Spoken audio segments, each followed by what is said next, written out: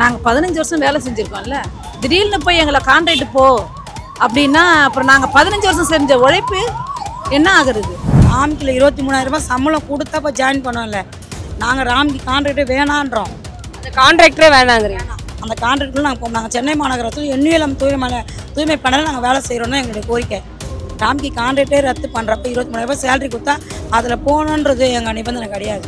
அந்த கான்ட்ராக்டே ரத்து பண்ணோம். நாங்கள் கொரோனாலேருந்து வர்தா புயல்லேருந்து ரொம்ப கஷ்டப்பட்டுருக்கோம். இப்போ இந்த 8 நாள் நாங்கள் வேலை செய்யாத இந்த இடத்துல உட்காந்து எங்களுக்கு எவ்வளோ மனசு கஷ்டமாக தெரியுமா? நாங்கள் ஏசியில் உட்கார்ற வேலையை கேட்கல, நாங்கள் குப்பாடுற வேலையிலேருந்து எங்களை தள்ளிட்டாங்களே, குப்பையாக தெத்திட்டாங்களே எங்களை. பேச்சுவார்த்தை வந்து முடிவடையில. அவங்க என்ன சொல்ல வராங்கன்னா உங்களுக்கு எல்லா பெனிஃபிட்ஸும் இருக்குது, நீங்கள் அதிலே போகலான்னும் போது நம்ம தரப்புல என்ன கேட்குறாங்கன்னா பெனிஃபிட்ஸ்னால் என்ன பெனிஃபிட்ஸ், ESI PF இது பெனிஃபிட்ஸ். இதை தாண்டி சம்பளம்னு ஒரு விஷயம் இருக்குது. 23,000 சம்பளம் போது அதை உயர்த்த பார்க்க தான் மக்கள் யாராக இருந்தாலும் வந்து ஒரு கம்பெனியில் வேலை செஞ்சாலும் அதிகமான சம்பளத்தை நோக்கி தான் பயணிக்க செய்வாங்க. 23,000 சம்பளம் போது அதில் பாதி 16,000 சம்பளம் போது யாரும் விரும்ப மாட்டாங்க. ஊடகமா அரசியல்வாதிகள் அப்படிங்கறது தெரியாம அவங்க கை தட்டிட்டு இருக்காங்க. சரிங்களா? ஊடகங்கள் எப்படி அரசியல் பண்ணுவாங்க? உங்களுக்கு வந்து என்னன்னா, நான் உங்களுடைய கோரிக்கைக்காக போராட்டத்துக்காக நான் கேக்குற கேள்விக்கும் நீங்க சொல்ற பதிலுக்கும் சம்பந்தம் இருக்கா? ஒரு நிமிஷம்.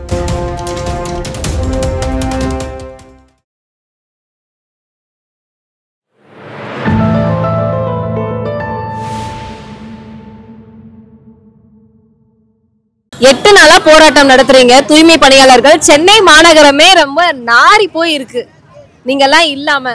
சரி, நீங்க உங்களுடைய கோரிக்கையை வச்சதுல தமிழக அரசு என்ன முடிவு எடுத்தாங்கன்னு சொல்லுங்க. இது வரைக்கும் அந்த மாதிரி எந்த முடிவு எடுத்ததா எங்களுக்கு தெரியல. ஆனால் எடுப்பாங்கன்ற ஒரு நம்பிக்கையில் நாங்கள் இங்கே உட்காந்துட்ருக்கோம். நாங்கள் படுற கஷ்டத்தெலாம் CM ஐயா பார்த்து எங்களுக்கு ஒரு நல்ல வழி செஞ்சால் ரொம்ப சந்தோஷமாக இருக்கும். ஒன்றும் வேண்டாம், பணி நிரந்தரம் பண்ணால் நல்லாயிருக்கும். இப்போ 8 நாளா வந்து இந்த கோரிக்கையை வச்சுட்டே இருக்கீங்க இல்லையா? இப்போ இந்த விக்ரம் அப்படிங்கிற கம்பெனி கொடுத்துருக்காங்க, அவங்களும் அதே சம்பளத்தை கொடுத்தா நீங்க எல்லாம் போவீங்களா? இல்லை, நாங்கள் அப்படி போக மாட்டோம். உங்களுக்கு அரசாங்க வேலை தான் வேணும். நாங்கள் 15 வருஷம் வேலை செஞ்சுருக்கோம்ல, திடீர்னு போய் எங்களை கான்ட்ராக்ட் போ அப்படின்னா அப்புறம் நாங்கள் 15 வருஷம் செஞ்ச உழைப்பு என்ன ஆகுறது? நாங்கள் வண்டியும் எடுப்புலேயே 23,000 ரூபா சம்பளத்துக்கு வரல, 7,000 8,000 அப்படி தான் வந்து இன்னைக்கு 23,000 சில்லறைக்கு வந்திருக்கோம். அப்படின்னும் போது திடீர்னு போய் இன்னொருத்தங்க கிட்ட போய் எங்களை வேலை செய்யணும், நாங்கள் எப்படி செய்வோம்? அவன் எங்களை எப்படி பார்த்துக்குவான் சொல்லுங்கள்?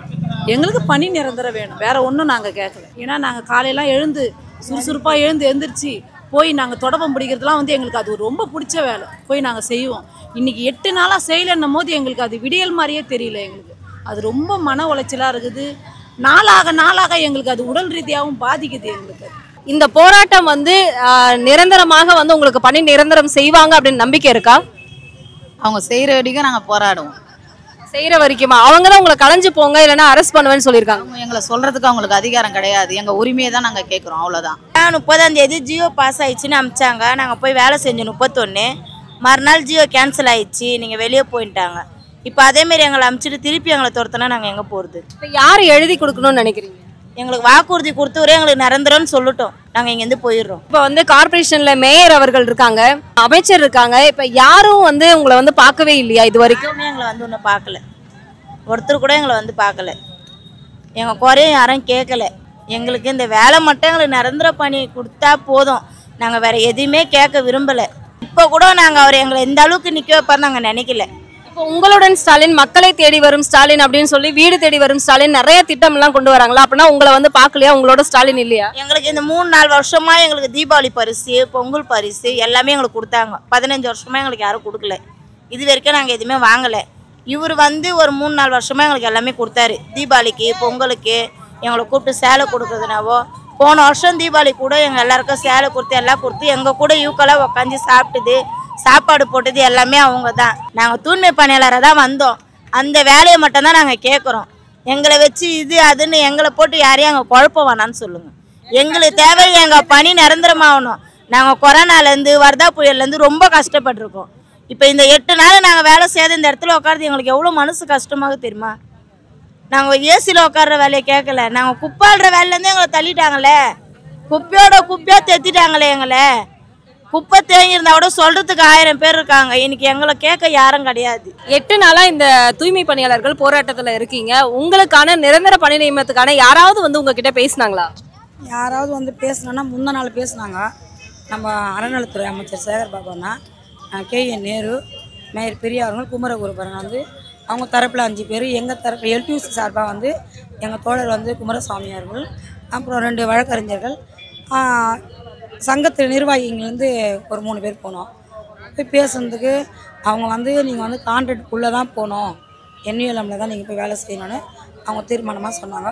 எங்கள் தரப்பில் நாங்கள் அதெல்லாம் போக மாட்டோம், நாங்கள் வந்து என்யூஎல்எம் லேபராக தான் நாங்கள் வேலை செய்வோம், எங்களுக்கு வந்து கோர்ட்டில் கேஸ் இருக்குது, நிரந்தர பணி கேஸ் நாங்கள் போட்டிருக்கோம், அதனால் வந்து கான்ட்ராக்ட் வேணான்ற கேஸும் எங்களுக்கு இருக்குது. இப்போ நாங்கள் வந்து 15 வருஷமாக வேலை செஞ்சு திடீர்னு வந்து கான்ட்ராக்டில் போக சொன்னால் எப்படி போவோன்னு சொல்லி எங்கள் தரப்பில் நாங்கள் பேசிட்டு, சரி அப்போனா நம்ம யோசித்து பேசலான்னு சொல்லி அந்த முடிவோட திரும்ப எங்களை பேச்சுவார்த்தைக்கு கூப்பிடல. இப்போ எங்கள் கருத்து என்னன்னா, நாங்கள் 8 நாளாக உட்காந்து நிற்கிறோம். தமிழ்நாடு அரசு முதலமைச்சர் அவர்கள் வந்து எங்களுடைய குறையும் அவர் கேட்கணும். நாங்கள் வந்து 15 ஆண்டு காலமாக வந்து கொரோனாவில் வரதா புயல், நிவர் புயல் நாங்கள் எவ்வளோ கஷ்டப்பட்டுருக்கோம். இந்த மழை வெள்ள காலத்தில் எங்களுடைய உழைப்பு அதிகமான உழைப்பு. அதனால் எங்களுடைய கோரிக்கையை அவர் வந்து செவி சாய்ச்சி ஐயா அவர்கள் கேட்கணுன்றது தான் எங்களுடைய ஆசை. எங்களுடைய நிறைவேற்றணும், எங்கள் ஆசை நிறைவேற்றணும். அவர் என்னன்னா, இந்த ராம்கி அவுட் சோர்சிங் வேணாம், அதை ரத்து பண்ணோம், நிரந்தர பணி செய்யணும். இப்போ ராம்கிலேயே உங்களுக்கு வாங்கின சம்பளம், அதாவது 23,000 ரூபாய் வாங்குறீங்க, அதே சம்பளத்தை அங்கே கொடுத்தா நீங்கள் எல்லாருமே வந்து வேலைக்கு அங்கே போய் ஜாயின் பண்ணிக்குவீங்களா? ராம்கியில் 23,000 ரூபாய் சம்பளம் கொடுத்தா இப்போ ஜாயின் பண்ணோம்ல, நாங்கள் ராம்கி கான்ட்ராக்டே வேணான்றோம். அந்த கான்ட்ராக்டரே வேணாங்கிறீங்க? அந்த கான்ட்ராக்டில் நாங்கள் போவோம். நாங்கள் சென்னை மாநகரத்தில் என்யூஎல்எம் தூய்மை பண்ணல நாங்கள் வேலை செய்கிறோன்னு எங்களுடைய கோரிக்கை. ராம்கி கான்ட்ராக்டே ரத்து பண்ணுறப்ப 23,000 ரூபாய் சேலரி கொடுத்தா அதில் போகணுன்றது எங்கள் நிபந்தனை கிடையாது. அந்த கான்ட்ராக்டை ரத்து பண்ணோம். நாங்கள் வந்து சென்னை மாநகராட்சிக்குள்ளே என்யூஎல்எம் தொழிலாளியாக நாங்கள் வேலை செய்ய ஆசைப்பட்றோம். எங்கள் வீட்டு வாடகையே 9,000 ரூபாய். நாங்கள் சாப்பிடுவோமா, வாடகை கட்டுமா, என் குழந்தைங்க படிப்பு செலவுக்கு பார்ப்போமா, அப்போ நாங்கள் என்ன பண்ணுவோம் அந்த சம்பளத்தை வச்சுக்கினேன். உங்களுடன் ஸ்டாலின் அப்படின்னு சொல்லிட்டு ஒவ்வொரு போஸ்டரா ஒட்டி வச்சிருக்காங்க இல்லையா? அப்போ அந்த உங்களுடன் ஸ்டாலின் உங்களோட இல்லையா? இப்போ 8 நாளாக இருக்கிறோம், வந்து எட்டி கூட பார்க்கலையா அவரு? இவ்வளோ பேர் டிவி மீடியா எந்தெந்த கட்சிக்காரங்களும் வந்து பார்க்குறாங்க, ஆனால் அவருக்கு அண்ணன் வந்து எங்களை பார்க்கதே இருக்கிறாரு. இன்னும் இப்போ இதனால தீர்வு கிடைக்கும் அப்படின்னு நீங்கள் நினைக்கிறீங்களா?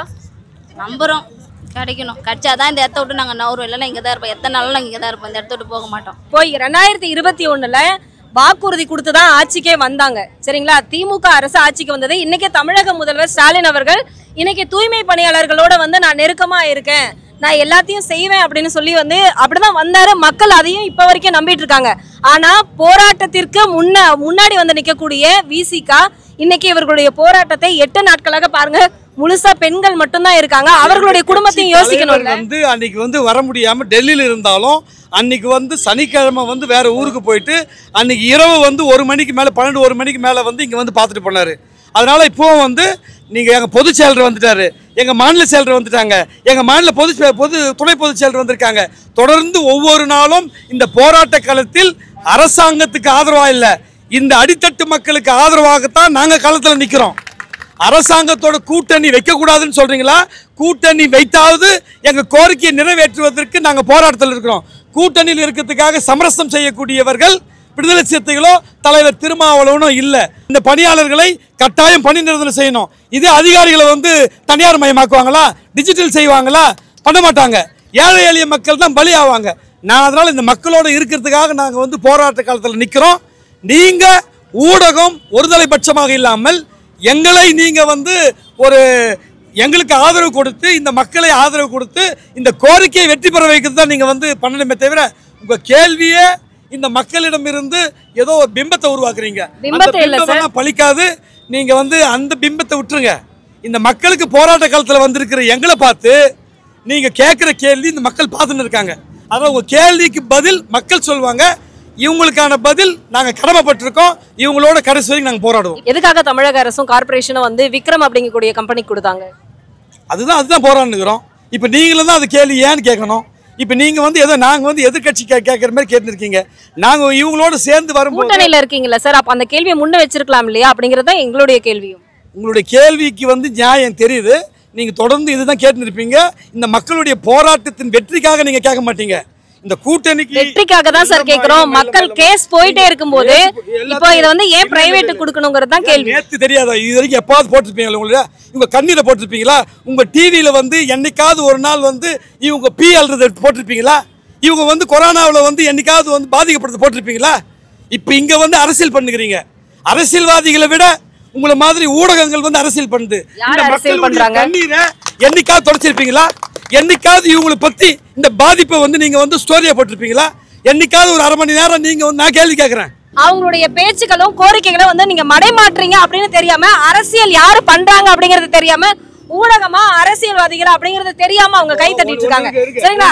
ஊடகங்கள் எப்படி அரசியல் பண்ணுவாங்க? நீங்க கேட்கிற கேள்விய நீங்க வந்து இது வரைக்கும் அவங்களுடைய கண்ணீரை நீங்க போட்டதே கிடையாது. எங்களுக்கு எதிராக வந்து கேள்வி கேட்டுக்கிறீங்க. அரசாங்கத்துக்கு எதிராக கேள்வி கேட்கணும்னா நீங்க அரசாங்கத்துக்கு எதிராக நீங்க ஊடகத்துல பல கோடி பேர் இருக்காங்க. நாங்க தினமும் கேள்வி கேட்டுதான் சார் இருக்கோம். கூட்டணியில தினமும் வந்து தமிழக முதல்வரை சந்திக்கக்கூடிய ஒரு கூட்டணி கட்சி நீங்க வந்து பேசல. தப்பு பண்ணாலும் தப்புதாமா, அரசாங்கம் தப்பு பண்ண தப்புதாமா. நாங்க அரசாங்கத்துக்கு எதிராக கூட நாங்க இருப்போமா? நீங்க வந்து பேசுறது என்னன்னா, அரசாங்கம் தப்பு பண்ணாலும் அரசாங்கத்துக்கு எதிராக நாங்க வந்து போராட்ட காலத்தில் நிக்கிறோம்னு சொல்லிட்டு பிறகு நீங்க அந்த அரசாங்கத்துக்கு எதிராக சட்டத்துக்கு எதிராக அரசாங்கம் நடந்தா இந்த ஊடகத்தின் மூலியமா வெளிச்சம் போட்டு காட்டுங்க. பல கோடி பேருக்கு வரட்டும், பல கோடி பேர் இங்க வரட்டும். நாங்களும் இவங்களோட சேர்ந்து எல்லாரும் இந்த மக்களுடைய போராட்டத்தை வெற்றி பெற வைப்போம். 8 நாளா உங்களுடைய போராட்டம் நடக்குதா? அதுவும் வந்து மெயினான ஏரியாவில் நீங்க நடத்திட்டு இருக்கீங்க. தமிழக அரசு கார்பரேஷன்ல இருந்து யாராவது உங்ககிட்ட வந்து பேசினாங்களா? ஏதாவது மாற்றம் தெரிஞ்சதா?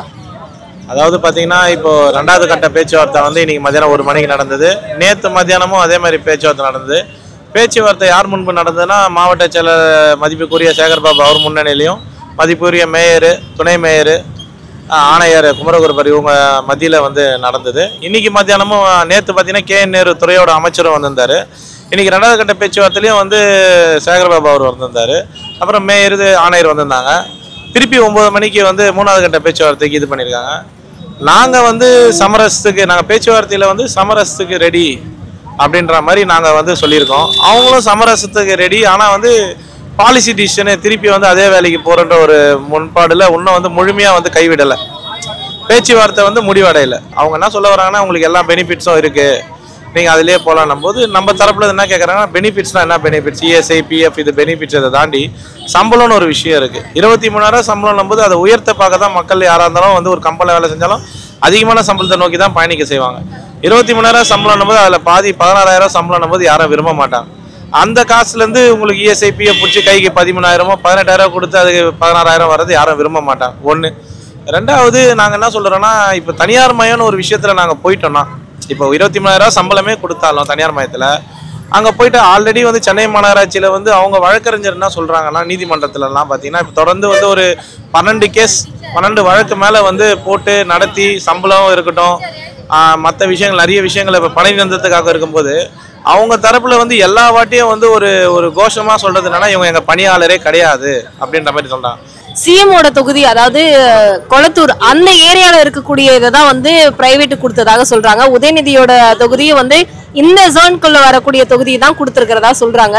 இப்போ அவங்களே வந்து ஏறெடுத்து பார்க்கல அப்படிங்கும்பொழுது உங்களுடைய சமரசத்துக்கு வந்து ஒத்துப்பாங்க அப்படின்னு ஒரு நம்பிக்கை இருக்கா உங்களுக்கு? கண்டிப்பாக. இப்போ பார்த்தீங்கன்னா இந்த ஜோன்ஸ் பார்த்தீங்கன்னா 5, 6 பார்த்தீங்கன்னா முதலமைச்சர் தொகுதி, மேயர் தொகுதி, அமைச்சர் சேகர்பாபு தொகுதி, முக்கியமான திமுகவோட எல்லாமே தொகுதி இந்த இடத்துல வருது. சேப்பாக்கம் தொகுதி, சௌகர்பேட்டை எல்லாமே வருது. இந்த விஷயன்றது இங்கே மக்கள்ன்றது ஏன் ஏறெடுத்து பார்க்கணும்னா, இவங்க தான் ஓட்டு போட்டு ஜெயிக்க வச்சவங்க. ஏன்னா அப்போ இருக்கிற தலைவர்களையும் சரி, இப்போ இருக்கிறவங்களும் சரி, இவங்க கொடுத்த தேர்தல் வாக்குறுதி தான் வந்து 153 தேர்தல் வாக்குறுதினா எங்களை பணி நிரந்தரம் பண்ணோன்ட்டு. 2வது அந்த ஆட்சி காலத்தில் ADMK அதிமுக ஆட்சி காலத்திலே பார்த்தீங்கன்னா அவங்க வந்து 10 மண்டலங்கள் தனியார் விட்டாங்க. அப்போ வந்து எங்களுக்கு வந்து அவர் இப்போ முதலமைச்சர் எதிர்கட்சி தலைவராக இருக்கும்போது 19/1/2021 ஒரு கடிதம் கொடுத்தாரு. அந்த கடிதம் தான் எங்களை போராட வச்சுது. அதனால் இப்போ வந்து திராவிடம், சமத்துவம், சமூக நீதினும் போது இதுதான் சமூக நீதி. இதுக்காக தான் நாங்கள் நிற்கிறோம். ஏன்னா நாங்களே அரசாங்கத்தை கூட சேர்ந்து போராடுற நிலைமையில் தான். கண்டிப்பாக இந்த அரசு வந்து கண்டிப்பாக செவி சாய்க்கின்ற ஒரு நம்பிக்கை எங்களுக்கு கண்டிப்பாக இருக்குது. ஏன்னா எங்களோட கோரிக்கை வந்து நியாயமானது. ஏன்னா யாருமே வந்து நீங்கள் அநியாயம் பண்ணுறீங்க அப்படின்னு சொல்ல, மக்களுக்காக கொரோனா காலகட்டம், பேரிடர் காலகட்டம், வெள்ளம், மழை எல்லாத்தையும் பொருட்படுத்தாமல் வந்து நாங்கள் வந்து போராடி இருக்கோம் உயிரை பணைய வச்சு. எங்களை கொரோனா காலத்தில் பார்த்துருக்கீங்கன்னா பாத பூஜை, மலர் தூவுறது, ஹெலிகாப்டரில் மலர் தூவுறது, மரியாதை செலுத்து, கார்பரேஷனால் தூய்மை காவலர்களாக மாற்றுறது, பேர் மாற்றுறது, தூய்மை பணியாளர்கள் மாற்றுறது, இந்த மாதிரி விஷயங்கள்லாம் நடந்தது. அதனால் நாங்கள் நம்புறது என்னென்னா, போராட்டன்றது நாங்கள் பிரதானமான கோரிக்கை பணி நிரந்தரம் வந்து வைக்கிறோம். ஆனால் இப்போதைக்கு பணி நிரந்தரம் வேணாம், நாங்கள் எங்கள் வேலையை நாங்கள் பார்க்க விடுங்க, மக்களுக்கு சேவை செய்ய விடுங்க நிற்கிறதால மக்களும் எங்கள் பக்கம் தான் நிற்கிறாங்க. ஏன்னா நேற்று நடந்த ஊடகத்துலேயும் நேற்று வந்த பேப்பர்லேயும் தினமணி, தினமலை எல்லாத்துலேயும் நாங்கள் வேலை செய்ய தயார்னு நாங்கள் சொல்லியிருக்கோம். ஏன்னா நீங்கள் இந்த எங்கள் கோரிக்கையை ஏற்றுக்கிட்டிங்கன்னா 500 பேர் உடனடியாக நாங்கள் இந்த குப்பை தேக்கத்தை நாங்கள் எடுக்க தயாருன்றோம். ஏன்னா ராம்கி நிறுவனம் இப்போ அவங்க சொல்லியிருக்காங்க. ராம்கி நிறுவனம் என்ன சொல்கிறாங்கன்னா, நேற்று பரிசுத்தம் சொல்லிட்டு அதோட ஹெட்டு வந்து ஒரு பேட்டி கொடுத்துருந்தார் பேப்பர் தினமணியில். 120 நாள் ஆகும் இருக்கிற குப்பையை அகற்றத்துக்கு, 110 நாள் ஆகும் நாங்கள் ஸ்டாண்ட் ஆகிறது, ஆக மொத்தம் 230 நாள், ஆக மொத்தம் 6 மாதம் தாண்டி அவங்க ஒரு நிலைப்பாடுக்கு வரணும் அப்படின்ற சொல்கிறாங்க. ஆனால் அது வந்து ஒரு இப்போ இவங்க ராம்கிக்கு போகணுன்ற ஒரு விஷயம் வந்து இவங்க வந்து நிர்வாகம் நிற்கிது. கமிஷனர் குமரகுருபர் சொல்கிறாரு, ஆனால் மேயர் இதை சொல்கிறாங்க. நாங்கள் என்ன சொல்கிறோம், 230 நாட்கள், இந்த 230 நாட்களை எங்ககிட்ட கொடுங்க. கோர்ட்டில் கேஸ் இருக்குது, கோர்ட்டுக்கு அவகாசம் கொடுங்க. ஏன்னா கோர்ட்டின் கதவுகள் வந்து இப்போ தான் எங்களுக்கு திறந்துருக்கு. நியாயமான கோரிக்கைன்றதில் கண்டிப்பாக ஜெயிக்கும். நியாயம்னு ஒரு விஷயம் இருக்குல்ல, அது அரசாக இருந்தாலும் நாங்களாக இருந்தாலும் நாங்கள் இப்போ வந்து உட்காந்து போக்குவரத்து நெரிசலாக, காவல்துறைக்கு நெரிசலாக நாங்கள், ஏன்னா காவல்துறையே பார்க்குறாங்க எங்களோட கோரிக்கை என்னன்னா, ஏன்னா கொரோனா காலகட்டத்தில் அவங்க ஒரு பக்கம் நிற்கிறாங்கன்னா நாங்கள் ஒரு பக்கம் குப்பாளத்துக்கு நின்றுட்டு இருந்தோம், டாக்டர் ஒரு பக்கம் ஹாஸ்பிட்டல், இந்த 3 பேருமே தான் ஊர் மக்களை காப்பாற்றுறாங்க. மக்களுக்கும் எங்களோட கோரிக்கை வந்து நியாயமானதுன்னு எல்லா ஊடகத்திலும் எல்லாத்துலேயும் எங்களுக்கு அந்த கமெண்ட் செக்ஷன்லேயே பார்த்தீங்கன்னா இவங்க கேட்குற கோரிக்கை நியாயமானதுன்னு சொல்லிட்டு சொல்கிறாங்க. அதனால் எங்களுக்கு கண்டிப்பாக நம்பிக்கை இருக்குது. இதை விட்டால் எங்களுக்கு வழி இல்லை. நியாயன்றதோட விட்டால் இதுக்கப்புறம் ஜெயிலுக்கோ எங்கே அரெஸ்ட் பண்ணி போகிறாங்களோ அங்கே தான் போகிற சூழ்நிலை ஏற்பட்டிருக்கு.